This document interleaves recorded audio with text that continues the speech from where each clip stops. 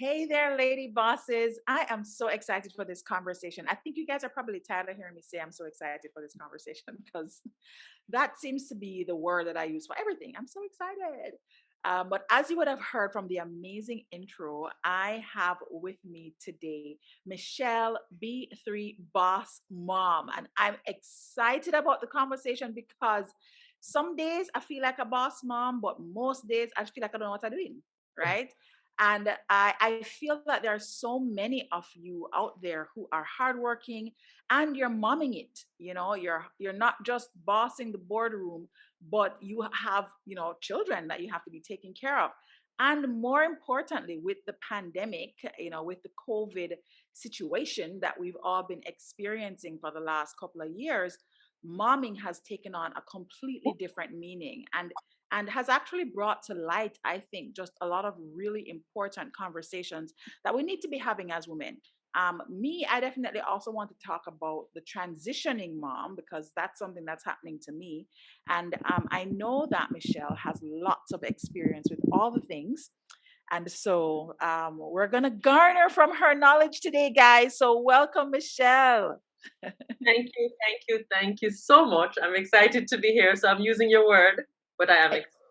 Nice. That's fine. That's fine. So the first thing I'm curious about, right, is how did you decide that you wanted your boardroom to be about momming, like about parenting, about being a boss mom? When did that kind of shift happen? And I'm asking this both from a space of somebody who is transitioning to full-time entrepreneurship, as well as a mother whose kids look at her like, when you're going to start to earn the entrepreneurship money. I thought you said you were going to be a millionaire.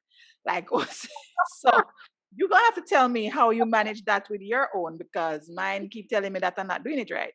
So, Oh, yep, that happens here as well. Okay, so when did I choose? I don't think I ever chose it. Honestly, I mean, I heard someone do an interview recently and said that their career chose them, mm, and I think that's pretty much what happened to me. So I used to be a flight attendant, and while I was a flight attendant, when I had my son, yes. I didn't like anything in Jamaica. I didn't see any stores that I wanted to shop at. There was nothing cute and chic and that sort of thing. So I started my own store called Boy Oh Boy. It was a clothing store for Oh, children. And it was the nicest store in Jamaica, if I do say so myself. oh, nice. However, I quickly learned that I can't sell. I was good at selling.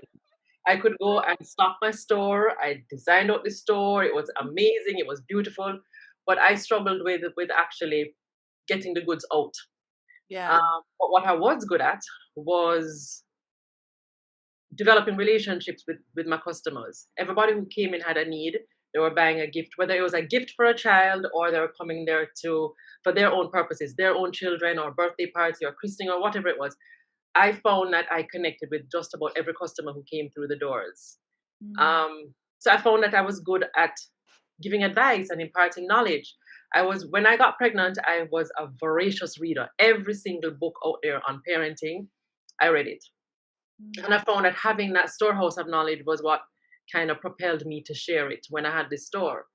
But I was Ah. smart enough to hire the right people to run the store, and then I would just giving advice. I used to spend a lot of time consulting with clients outside of in the retail space, just helping them in how to find their way. Even though I was also a new mother, um, I found that I think that may have been my gift to be able to Yeah. help other mothers and fathers for that matter. So that kind of spiraled from starting to just give advice to I started doing a newsletter, and Okay. then that kind of took on a life of its own. That eventually became a magazine. That eventually became a series of events, and um, and then here we are today. Wow. Wow. Well, kudos to you. Like big up applause. I love the path. I like how it just organically emerged, and I like the way that you maybe surrendered into it. And I think that's the part that I feel is the shift in today's professional woman.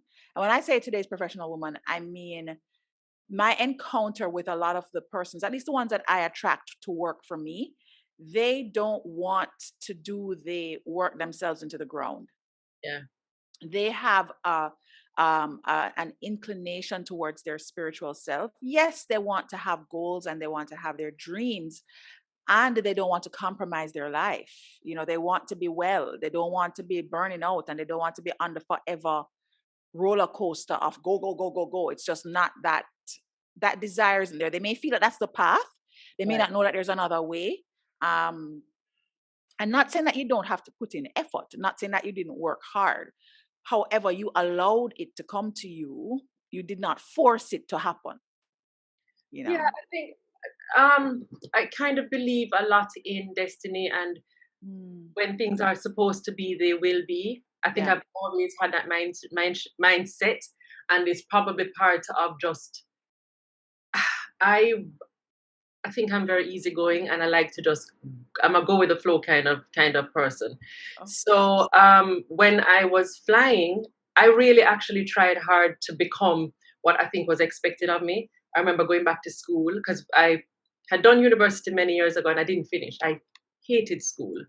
I was at University of Toronto. I was doing international law and political science, and I didn't enjoy it. I took a break off, came home, and started to fly. And it was during that time that I discovered my creative side. I just I don't like the rote and routine of the same thing every day. So Yeah, yeah. flying was a incredible job for me at the time. And then when I got pregnant, the idea came to just start a store, but it wasn't without lessons in it because I jumped. So there's a phrase that I used, um, ready, fire, aim. I, Yes. I'm not an aimer. So I didn't sit and do the due diligence of, how do you start a business? I Yes. told mommy one day night, mommy, come, let's go to New York. I want to go buy some stuff. I'm going to come back and sell. And that was exactly how the store started. So did I put a lot of proper planning and thought into the business processes and all of that? No. And I Yeah. learned a lot of hard lessons along the way. Yeah. Um, but my heart was in it 100%. Oh. Um, and I don't have any regrets, but yeah, it was just about following. It wasn't a calling, it was something that I started to do and it came naturally, and Yeah. it Felt happened. good. It felt good. It felt good. Yeah. And for me, um, the joys came very quickly because a lot of the customers who came to me in the very beginning, um, as with a lot of us who go into parenting, we don't know what we're doing. And I found that when I gave a suggestion or if I was able to help a parent in some way and it worked, the level of gratitude that came from them was incredible. And I developed a very strong, I don't want to say following, but it was people who kind of started to rely It's a on community. exactly. The community got built very, very quickly. Yeah. Um, and that was an incredible feeling for me because at the same time, I also have to point out that while I was helping parents to grow and to develop, I too was growing and developing and learning how to parent as I went along. Because Hmm. naturally, we parent the way we were parented. Yes. You do as you're told. You follow what your parents would have done for you. But I was Yes. able to shift that because it didn't work for me. I didn't want to do all the things that my parents had done. So that was part of the learning process for me, and still is. It still is Yeah. because every stage of parenting, my kids are now 17 and almost 14. There are new set of lessons that are coming every Yes. single step of the way. No, you're absolutely right. So a couple of gems that I picked up there was that you didn't feel like it was your calling, which interestingly enough, I think for a lot of persons who end up in their passion, they don't necessarily feel that that's their calling. It's just something that has arrived. I mean, and then they explore it and they're just And it works. more, yeah, and it's like, oh, more exploration, let's keep going. So I think that's a key point. And also when you talk about not we don't know what we're doing. I mean, the levels of uncertainty with all the things. The levels of uncertainty with entrepreneurship, the levels of uncertainty with parenting are extraordinarily high, and it doesn't really ever go away. You might settle for a little bit, and then there's another thing that you have to learn or overcome or feel a bit more sound about, and many entrepreneurs actually do take that route of the parachute, but you didn't stop flying right away. So that's a distinction, right? You were still with the store and being a flight attendant initially. Kristen was born in 2004, and I opened the store in 2005, and I had the store until, well, I stopped flying in 2010. Okay. So Okay. I kind of balanced both for a Yeah. little. Yeah. Yeah. Um, yeah, yeah. And the truth is that I think for some persons out there talking about entrepreneurship, they don't talk about it that way. It's never the, um, I took the leap and I was also still working. You don't hear a lot of that. You hear more, I took the leap without a parachute, or I built the plane on the way down, and it was just faith. There wasn't any, So, substance behind me. There wasn't a safety net, etc. And I didn't choose that path largely because I have three children, and I was a single parent for most of their lives. So me jumping off and not having a job wasn't in the cards for me right. initially, right? And I think for many entrepreneurs, or many aspiring entrepreneurs, professionals who are out there working, it's something that they may grapple with or feel guilt about, because it's painted as though this entrepreneurship is this big leap that you take and you leave everything else behind and everything works out, or yeah, you struggle, but there's a different way. You can also figure out how to navigate while you are making sure, because you have a child and you're taking care of this child, I think you there's know so many different. There are different ways to get there. There are different routes to it. yeah. You just have to know what works for you. I Yeah. know that I was able to identify very early in myself that I was not the. I remember growing up, with you have your friends or your sisters, your siblings, whatever, and everybody had structure. I was not a structured person. I would come home. Mommy will tell this story. I'd come home, throw down my bag, throw down this. I didn't do homework. But I was just. I was as I said, just a go with the flow. But for Yeah. that type of personality, it is very, very important to find structure in certain places because that's a recipe for failure. That's So good. even in terms of my parenting journey, my business journey, I've had several. Failure might be a big word, but several buck my toe a lot of times because I refuse to find that structure. It is very, very important. So the same way you will have your kids at home and you'll say to them, get your homework done before you play. We're literally teaching them how to develop certain systems and put certain things Mhm. in place as a part of a formula for success. The Right. same thing would apply to us in business, in and just in how we parent our kids. We have to kind of sit down at some point, sit and figure out what is the ultimate goal and how do we think or what do we think is the path to get there. And our children are watching us, and it's a very painful thing when your child will turn on and say, but mommy, you don't do this. Yes, yes, So when I yes. say to you that I'm still learning from my kids, it's just such an illuminating thing sometimes when they tell me things, and sometimes we just have to humble ourselves and be like, Rati, you're right. Right. Hmm. No, that's really good. So would you say that your boardroom experience is rewarding for you? Would you ever think about shifting from what you're doing now to go, into corporate, let's say? Look at her face. No, so guess what? I've never done corporate. I've never ever done corporate. When I left school, when I took my break and Yeah. started Air Jamaica, I was in flight. So that really, we didn't experience a corporate world. We experienced, an incredible, every single day was different because flying all over the world, that sort of thing. I never had corporate. And then I left that to start my own thing. So I don't understand the structure of corporate. Uh, Okay. would I ever want to do that? At this stage, no. Would I want the stability of a paycheck that I know is going to come in every month on the 25th? Absolutely. Yeah. Absolutely. That is, I would want that. And you have the security of your pension plan and your health insurance, all of those things that comes with the stability of Yeah. um, a solid job. Yeah, yeah, yeah. That's what I would want. But no, I don't. I love what I do. I love the diversity of being able to help parents or to create events and to help children. And it's actually evolved especially since the pandemic to outside of parenting is still just applying what takes place in my brain, the creativity, the creative flows that come, and helping other brands. What I try to do now is really to still keep it to be authentic to what I love, and I'm helping companies to be able to connect with parents and the children. Oh, So okay. whether you have products and services that you want, that's your target audience, I will Yeah. come up with ways to help to fuse the two. Okay. No, I love that. That's actually pretty cool.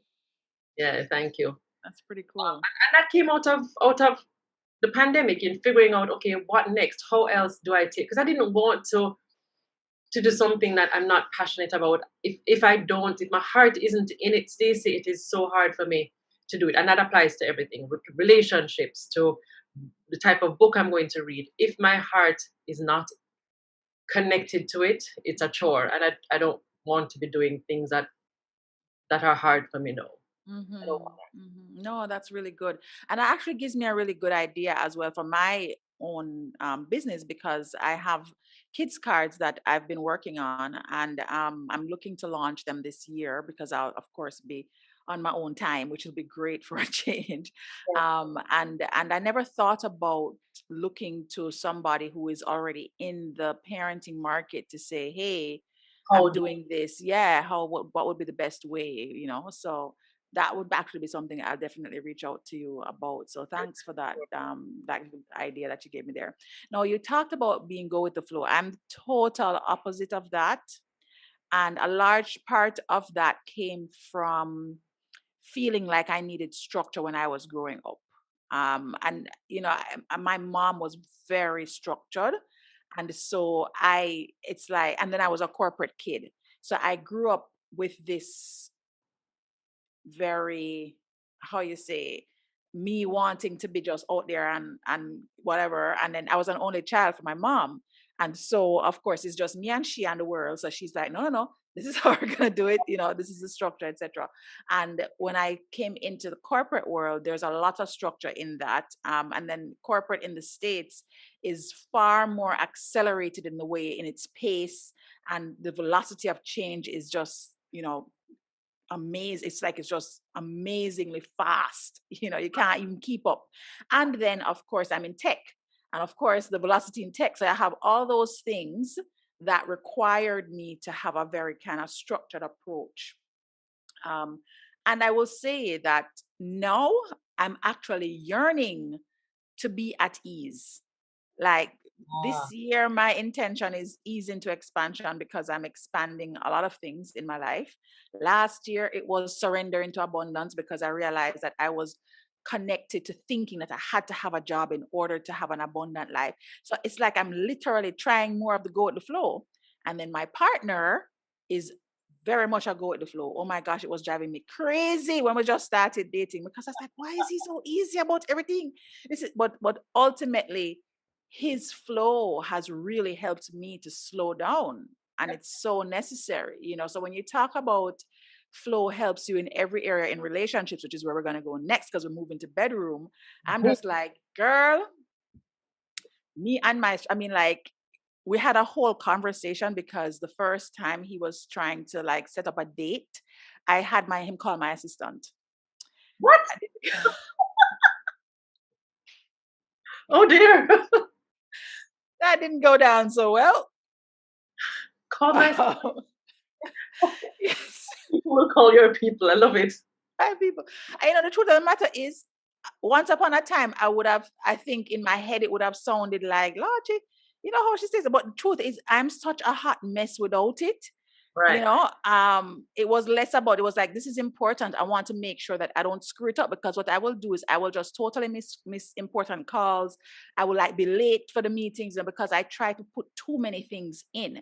And coming from being married and with kids and taking care of an entire household to now divorced, completely separated from the father, and in this space of just me and the kids, my mama tell you now, when you talk about lock, stock, and barrel, Mhm. everything just Yeah, man. penciled out and scheduled out. Even my kids talk to me about it. Like, Mommy, I don't know how you feel. You talk to me like I'm in one of your meetings, you know. So it's there's a lot of that learning for me. And so in this relationship, I'm learning about ease and flow and more beingness, which is what I desire. And it has helped me even with my parenting, which is also in the boardroom space, right? Because that's another intimate relationship. So how has your flow or lack of structure helped you in relationships? How has my flow? Okay, so let me just clarify the question. Which relationships are you speaking of? Well, we To, can start with the fun one because everybody, as soon as they hear bedroom, they immediately think, "Oh my gosh, it's the hot, juicy part." So we can start with the fun one, which is always about intimate spiritual love partners, what I call them, and then we can talk about your relationship with your kids because that also fits in. Intimate relationships is what sits inside the boardroom space. So we can talk about the guys first, and then we can talk about the kids.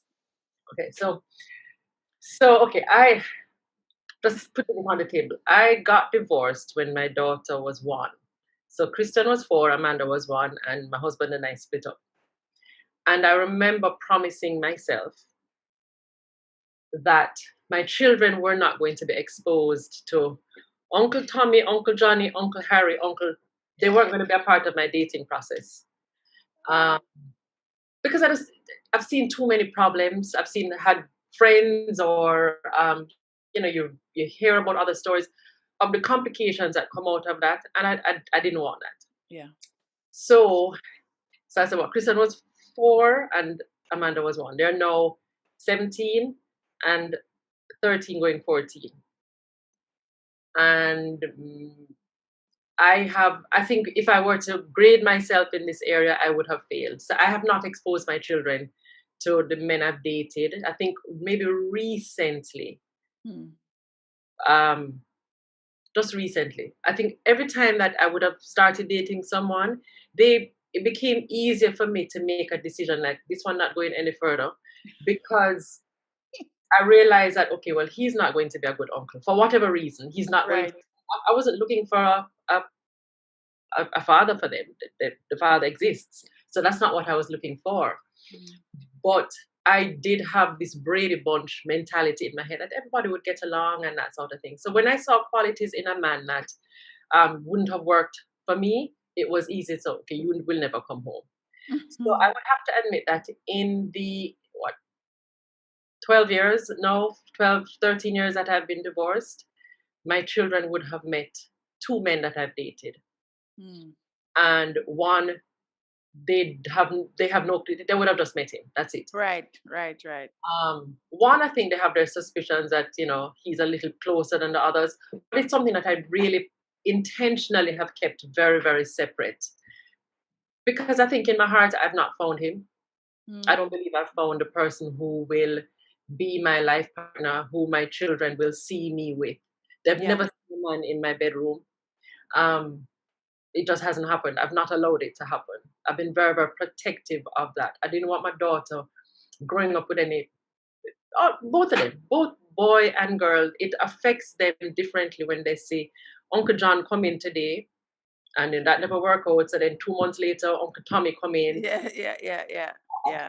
I didn't want that. And I think I don't know if I've failed. I think maybe I've actually succeeded because I've kept that from them. Yeah. Even though yes, I've dated a couple of guys and then you go out here and there, but that I've kept it separate. That's interesting.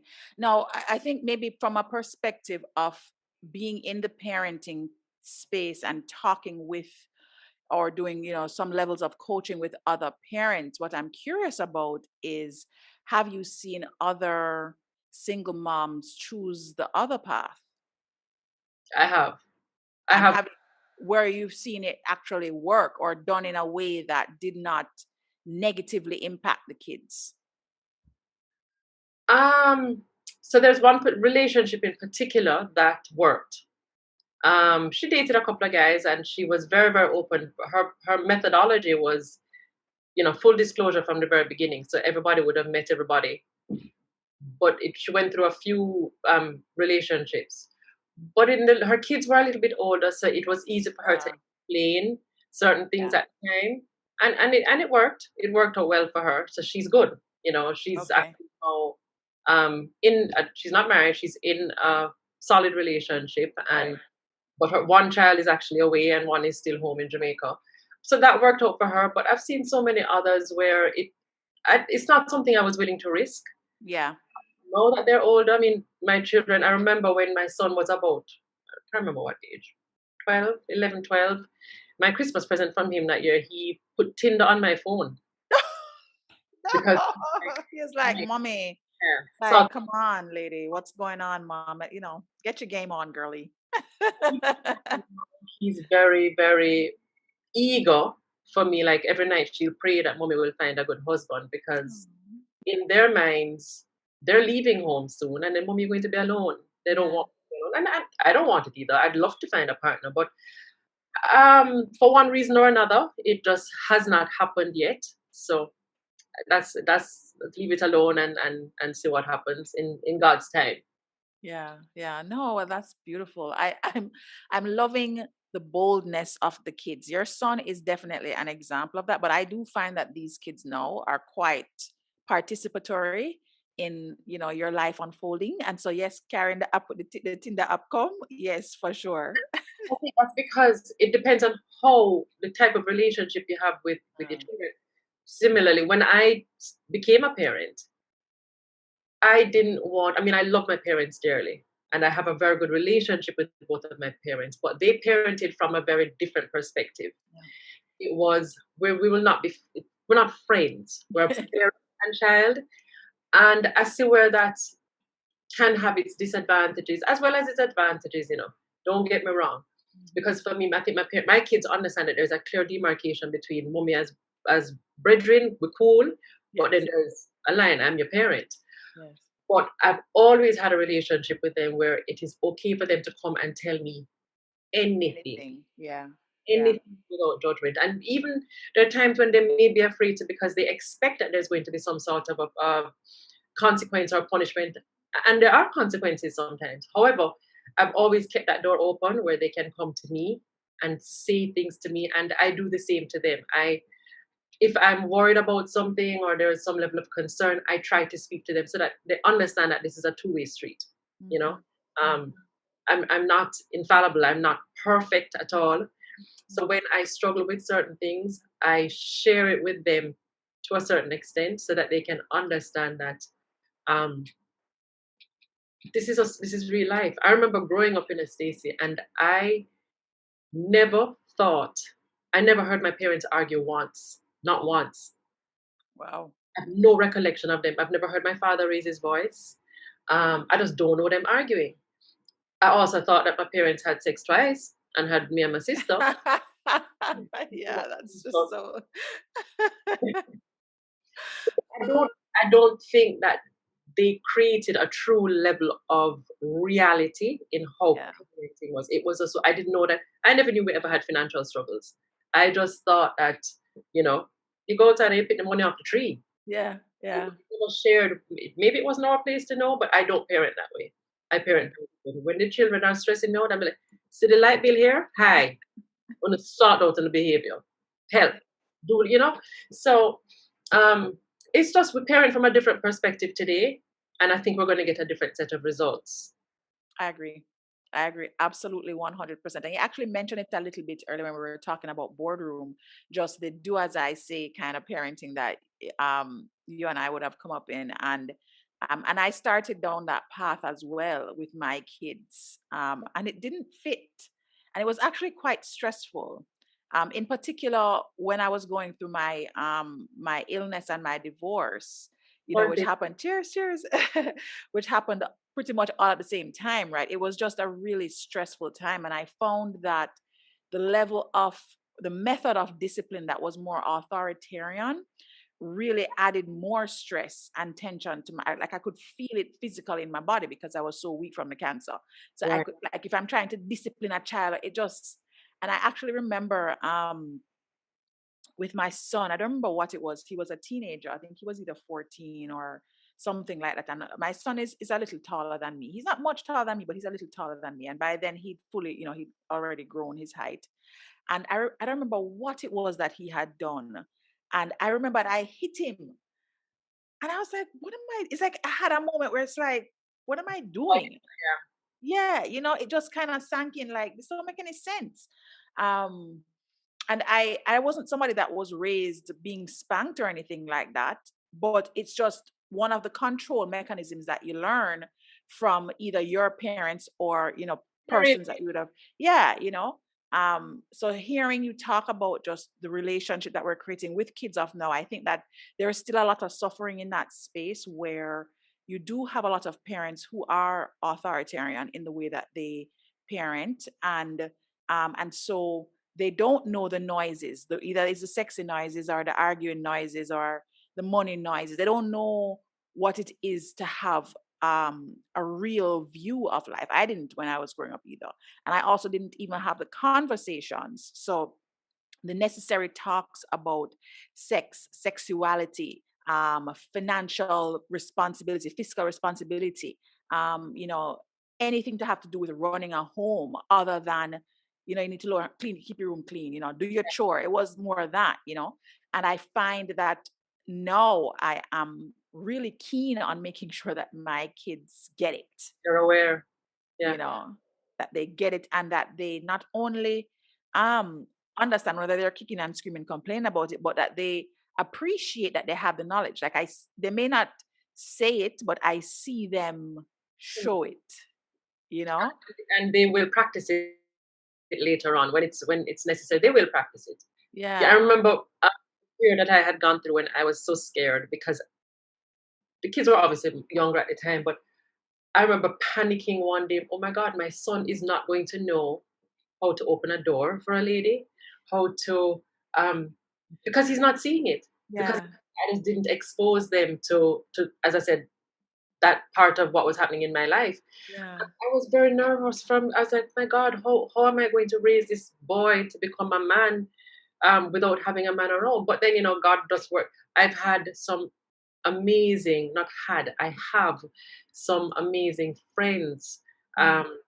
and relatives who not necessarily like I don't have it's not an intentional thing where you come and you parent on a Tuesday or anything else, but they just do excuse me, in their own way, they have showed both of my children what it is like to be a true man.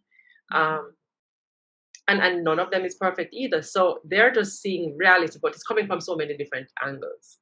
Do I Yeah. regret? Um, because let me tell you something. I never thought you couldn't tell me that after I got divorced that I would not have been remarried in 2 years because I was a hot girl. The most Ah, you're still a hot girl. You're still a hot girl. but I find that the decision that we take in choosing a partner becomes so much more acute Mm. once the children involved. I mean, before when I have neither chick nor child, yeah, I met my husband. The sex was incredible. There were so many other little dynamics going on there. Yeah, man, just what on the island done. But that's not it. Yeah. That's definitely not it. And I was younger. Do I have any regrets? No, I don't regret it. But going forward now in trying to find that love again, it gets scarier, especially because I'm no longer 20. I'm no longer 30. I remember I had a girlfriend. She was my neighbor, and she used to be a flight attendant. And she got very sick. And I remember one day we were walking, took her dog out for a walk, and we're just talking. And she said to me, "Michelle, hurry up and find a man." And I was like, "What? Why the pressure?" She's like, "Look, I'm home alone." She too was a single mom. Her kids were grown and they had left her, so she was home alone. And she's like, it was just her and the puppy. She's like, when I need a glass of water, the puppy can't help me. I remember Yeah. find a man, do anything, just Yeah. find. And it bothered me for such a long time. I'm like, Rati, I don't want that. Yeah. It Yeah. still weighs on me. There are times when it still weighs on me, but Yeah. I know that my focus now is the kids. Yeah. No, that's a really interesting story. And we're going to be transitioning into bliss because we're talking about, care and a partner is such an important aspect of care. And when I say it's an important aspect, it's because if it's something that you desire. Some persons it's like I'll hire a nurse. It's no big deal. Yeah. Um, um, but I will say that having been sick at a young age, and thankfully I had people rallying around me. But I really missed having a man at that time, especially since I was going through the divorce at the same time. Yeah. Just it was so lonely. It was such a lonely experience. And fast forward to completing divorce, going through my treatments, etc., and then being a healthier me, I think that loneliness led to desperation and feeling like, I really want to have somebody. I really want to have somebody. I'm so afraid of being alone. I don't want to be alone, that I wasn't really focusing on enough on the qualities that mattered. And so I was attracting just things that, not things, I was attracting men You were not right who for you. were not right. Yeah, men who were not right. Funny, those I can just say ditto. I can Yeah, say ditto. And when I look around, there are lots of other women who are wading in those waters as well. yeah, They're not yeah, really attracting. Our desperation takes us to a place yes. of accepting. You ever hear pick, pick, pick till you pick shit? Yes, yes. That's where we because we feel we lower. It's not that we lower standards, but we lose sight of our true value. Yes, And I yes, think there's a program that we have, Bold Girl. One of the most important things in that program is teaching these girls not just to stand up and say, "Oh, I'm confident, I'm beautiful," but it's for them to truly understand their value. yeah. Because if you know that you are valued, for argument's sake, you know that when you have a watch, if you get a Patek Philippe that's valued at 100,000 US dollars, you are going to take better care of that than your Mhm. Timex watch that is valued at $30. It Yes, when we understand our personal value, we take yes, care of ourselves and we don't allow people to to treat us badly. But the yes, problem is we don't understand our value. yes. But we So lose sight of it good. as we go along the way so often. And it's painful because I mean, even for me, there are times when I remember I was with there's this particular guy who treated it was terrible. It was horrible. But I kept accepting it and I kept um, making excuses for his behavior. Oh, he's impaired. He's he went through somebody hurt him when he was younger and he doesn't know how to love and I'm going to be the one to teach him how to love. What the fuck? We always want to fix somebody. I don't know why it is that we feel like we need to be fixing up people, right? And the truth is that those are the lessons that we need to pass on, not just to our girls, but also to our boys. I'm taking great pleasure in teaching my girls about their value and about relationships. I have now 17 and 14, my girls are, and they ask me all the questions, which I'm so happy to answer. Yeah. I'm always really happy to answer the questions. In particular, when I went through my coaching, because I'm big on coaches and therapists, right? I think I don't know if there's such a thing as over therapy or over coach, but you could have just put on my name. But I take as much help as me can get, right? And and when it came to men, I knew that there wasn't this easy transition from all of the choices I was making to making the healthy choices for me. And so I got a man coach. And it was one of the most eye opening things for me because I recognized that I really wasn't focusing on the things that I needed to be focusing on. And that's what was causing me to attract what I was attracting. And one of the things that I really, I guess, maybe held in high esteem was my list. So, everybody talks about, oh, you need to make your qualities list and da da da da da, right? So we do a similar, you had to do a similar activity. But when I came up with it, you had to refine it down to top 5. And one of the things in my top 5 was fiscally responsible and financially wealthy. right? And even putting that down on paper, I felt uncomfortable about it because I've always thought I don't want to be a gold digger. I don't want to be with nobody because of, but what I didn't recognize is this is a quality that I was calling out in myself. And so the way that we had to make the list is we had to make the list from the perspective of something that I already am, that I deserve,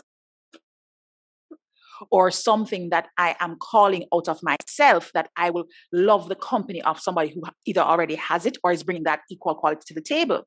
And that was one of the areas that I really, really wanted to be just exceptional in, and I wanted to shift from the story I had created about being a gold digger and understanding what it meant to step into wealth consciousness and abundance consciousness, and not being about the things you get with money, but what money facilitates. And I talk about that one particular quality with my girls in particular, because they're like, but mommy, you work so hard. You're going to have your own money. I said, yes. And I want to know that if I don't have my own money at any point in time, I don't have to feel cute, awkward, out of sorts, concerned, worried. I want to know that whoever I'm in space with has the same level of consciousness about abundance as I do. Yeah. So there's so many lessons in it. And I don't know that we're necessarily teaching our kids that. So the bold girl, I love that approach that you're taking to teaching them, Yeah, it's teaching. We try to teach them reality, real life, just how the dynamics of relationships, and every single relationship is there's something to be learned from every person who comes in your path. Yeah. Be able to identify it. Sometimes we have to, I mean, all of the things that I try to do now, it's managing our expectations. I talk to my friends about that. I talk to myself about it, because the truth, if I expect you to give me A, B, and C, and you come and you're only bringing the letter Q, I'm disappointed. I'm going to be hurt, angry, and all sorts of other feelings can come. However, if I come to you and I'm not expecting anything from the alphabet, I'm expecting nothing. I'm just expecting let us develop a relationship, or let us learn about each other. It becomes easier because I won't get disappointed. Because disappointment is what causes so many other emotions that cause so many problems. And that's something that I personally have to go through every single day, because I think I approach most of my relationships expecting people to be as kind as I am, because I am kind. I expect people to be as loving as I am, as giving. I expect people to treat me the way I know I'm going to treat them, but life doesn't work that way. It doesn't work that way. That's good. That's an interesting perspective on it. And what about not so much an expectation, but a desire? So desires are a little bit different, because we want what we want. Manage, and I can use that. I just had a conversation with a girlfriend of mine who wants a particular guy. She wants him. Her desire is there. But when we look at the patterns in all of the men that she wants, pure bad man. Why do we want what we want? To a point where we figure out why it is that we want what we want, and then learn to manage that. As long as you keep wanting something that is not good for you, we're going to have to suffer the consequences. If you keep wanting or whatever it is, you're going to end up with, or let me not use that. If you keep wanting alcohol every single day, you end up drunk. Yes. So we have to understand, why do I want to keep drinking every day? What am I hiding from? Whatever it is. I think I'm at a point now, Stacey, where I'm trying to break down every single thing that happens. If I'm arguing with somebody, why am I arguing? Is this what I want? Yeah. And I'm at a point now, I'm going to be 50 years old this year. Woohoo! But I cannot be at age 50 and still doing the same things that I was doing when I was 20. It makes absolutely no sense. So everything that I do, every relationship that I have, is coming with a level of calculation. Have to match it out. Is this making sense? Is it making me happy? Is this am I providing value to this person?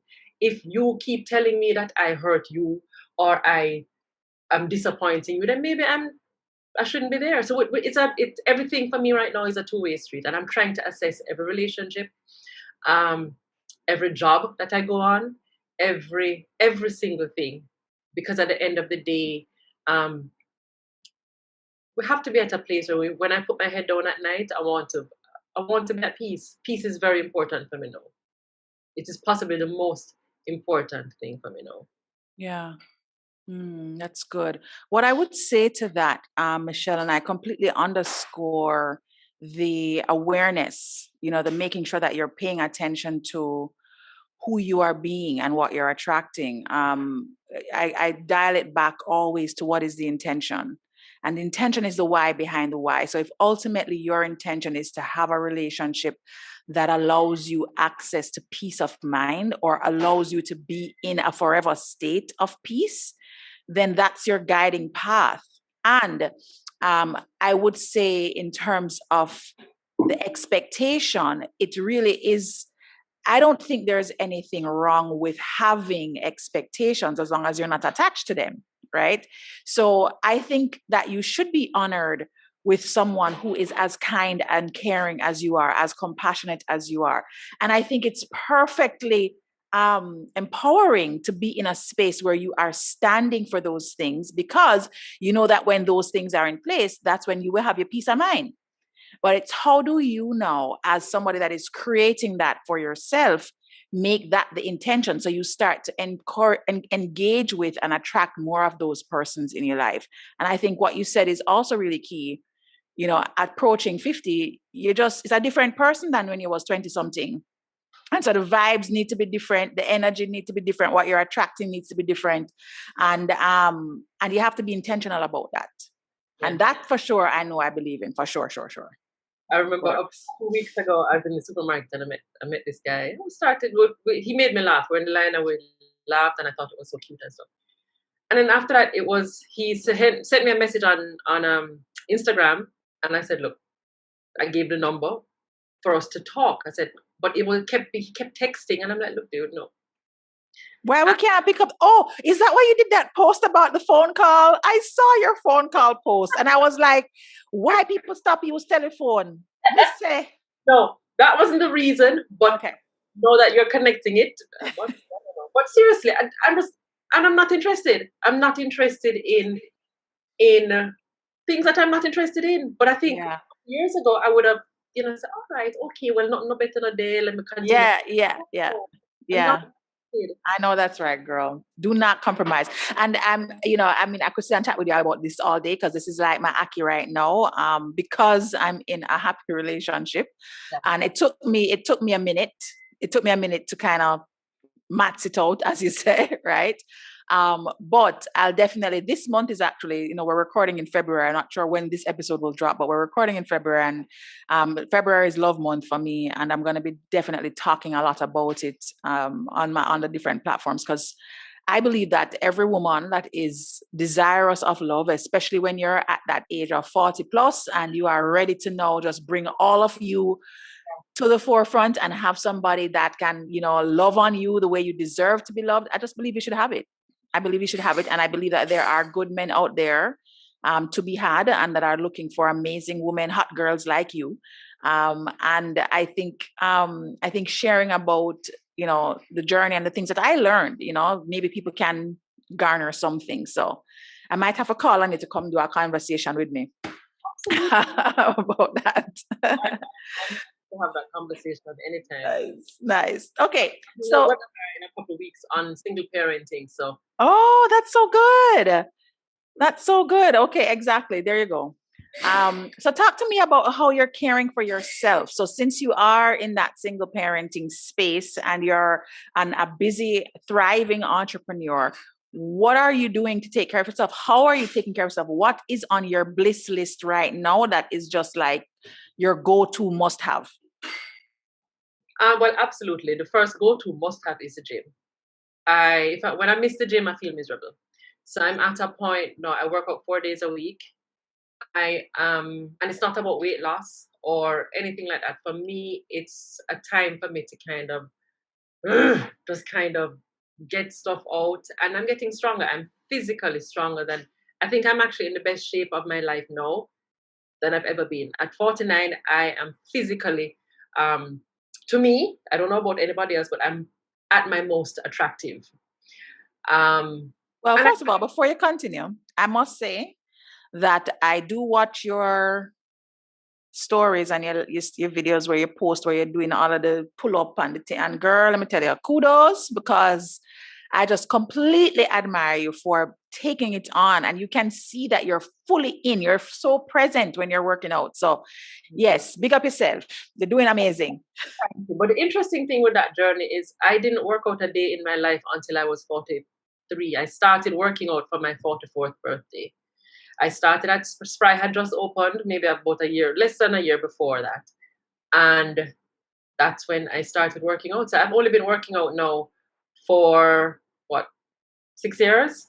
So people think, oh, she work out all her life. It's easy for her. No, the first time I went there, I could not do a single push up.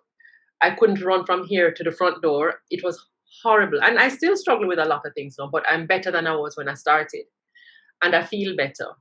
So for me, physical fitness is very important. And because I'm very concerned about the aging process, and my concern for the aging process would have come from seeing, especially for women. I mean, I grew up, I used to model as a little girl. So aesthetics has always been important. I won't pretend. I like to see good looking people. And I find that those who don't age well are people who never took care of themselves. They didn't exercise. They didn't eat well. They didn't take care of their skin. They didn't make an effort to at the physical, and it's from the inside out. It's not just on the outside. And I didn't want that to happen to me. I don't want that to happen to me. So it's something that I make a concerted effort about. So fitness is one for me. I'm very spoiled, so I can't eat on my own. So I have to go to a gym, and a gym like Spry where I have a trainer barking at me and shouting at me. That works for me. Everybody is different. So if walking in the evenings works for you, jogging up the hills, swimming, whatever, find something. And I don't care how old you are. If you're 42, 52, 22, start working on your physical because it is so important.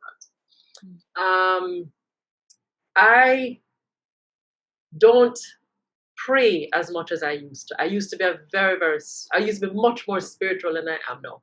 I got saved as we would know it here, as we know it. I got saved in 1993. But it's a path that I have found a different kind of nirvana on that path. I don't go to church every Sunday, and it's not because of COVID. Do I have an incredible relationship with my God? Absolutely. I pray every day. I have taught my children how to pray. My kids understand that when all else fails, when the friends fail you, whomever it is, we have God. We have someone who we can go to and talk to and release and learn from and receive from. So it's a relationship that is very important to me, and it's something that I count on every single day. And every one of the friends who I count as true friends in my life understand it's something that we all have. We can pray together, and I mean, it's not a flippant relationship. It's when I'm going through some struggles, I can pick up the phone and I know I can call Dwayne Watkins, call him name and tell yo, and we'll pray because we have that connection, and that's important to me. And I try to encourage my children to find friends who will help to uplift them when shit goes wrong. Things will go wrong. So physically, I take care of my physical body. Spiritually, I am connected to God. But like in a relationship, that connection can be tightened up. We can work on that. And it's something that I know I have gotten closer since the pandemic because we tend to reach out when things are hard. When things get hard. Yeah. Not necessarily the ideal way to run a relationship, but it happens. And I believe that the God that I serve understands sometimes that that's what happens. And for the third thing, I would probably say how I take care of me. I'm not the person who goes to the spa, and I wish. I watch Nicole, my friend Nicole Campbell, every Friday she do a Friday fix up. I wish I could do that, but I can't. I don't have the time. But I do find time for me every once in a while where I shut down from my kids. I'm like, listen, tonight I'm going to bed at 7:00, and it's small things like that. It's not necessarily jumping on a plane and going to Dubai. Not that. Yeah. Just taking some moments for me when I will sit down with a glass of wine. I drink. I'm not ashamed to say that I enjoy a glass of wine or four. I have some rum. So I will do that every once in a while. And my kids also understand because the relationship is so open. Um, if I know that I want to drink to the point where I go and get a little tipsy, I do it at home. And my kids, they see the mommy, all right, stop now. And I don't have Yeah. a problem with that because Yeah. and I've said to them, listen, if you're ever going to get to a place where you feel like you might be able to do it with people who care for you and will take care of you. Yeah. So not everybody might agree with that way of parenting, but I'm open with them. But so I said, I'll have my drink, I'll relax every once in a while, and I love to go to the country. I'm not a country girl, I'm from town, but I love the country. So Yes, I see you always going. Looks so nice. as a little girl, my parents, it was every Sunday or every weekend, we'd jump in the car and we're gone somewhere. We explored the length and breadth of Jamaica. There's nowhere in Jamaica that I didn't grow up knowing. And I did the same thing with my kids. We travel all over. Pandemic introduced us to a lot of villas and hotels and that sort of that lifestyle. I'm a villa girl now. That's my look. Yeah, I'm a villa girl. Villa girl. So I enjoy doing things with family and friends. Games night is give me games night any day over a club. I'm not interested in club life. So those things for me, once I have my friends, people who matter to me and the people who bring me joy, chill, watch a movie, hang out. I don't need a lot. I don't need a lot to please me. No, that's nice. But you have a good balance, though. You have a good balance of things that are in your space that you've made available to yourself. Because ultimately there is no balance. It is we do the best we can in every area. At the time, everything is seasonal and so forth. So, no, some good tips there. The working out that actually seems to be a very how you say popular one amongst my guests, the gym and the trainer, and it's like and I'm over here really on the struggle bus with it. But we're working it out. Work it out. My girlfriend who does start, I said, look, start skipping, and she skips every day, and it's just it's her thing. Yeah. I think I'm getting closer to knowing what works for me. Like, and yoga has always worked for me. I've started yoga when I was in 1992, and I still do yoga now. I have an instructor that comes twice a week, and the more physical thing, because as you are approaching your second womanhood, which is what I call happening at 50 and beyond, as you're approaching your second womanhood, your body requires you to actually do muscle building, because if you don't do it, you're going to lose it. The muscle building and the bone work. And so I am actively this year, it's Pilates, come hell or high water, we're doing it, And I to everybody who does yoga and Pilates and those things, because I've tried it, I'd fall asleep within 10 minutes of it. Like, I will pass out on the floor. Yes, that's what my friend Nicola says. She said, no, so that's too slow. I can't manage it. Okay, so we're actually at the end of our time. But I do have one last question for you that I ask all my guests. If you have one quote or principle or Bible verse or piece of advice that you live by, that you always turn to when things just, on the low, when you hit the bottom of the barrel, what would that one thing be that you would recommend to others? Wow.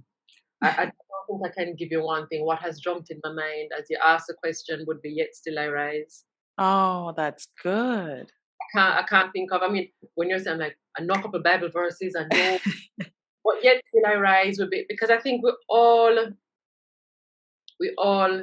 fall.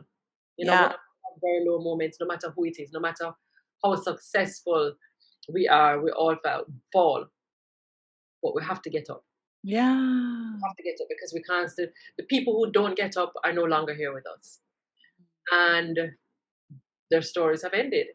You understand? So for me, we're still here because we still have a story to write. We still have a legacy to complete. And I believe that once you have been endowed with the responsibility of becoming a parent, you have to keep getting up every single time, because we're teaching that next generation how to operate. Yeah. Relationships will fail. We're going to lose jobs. Money will disappear. all of those things will happen, but we can't stay down. So I Yeah. think every time I hear that poem, especially when it's recited by her, it brings tears to my eyes because we're there, we're all there. So often we go back, but we have to keep getting up.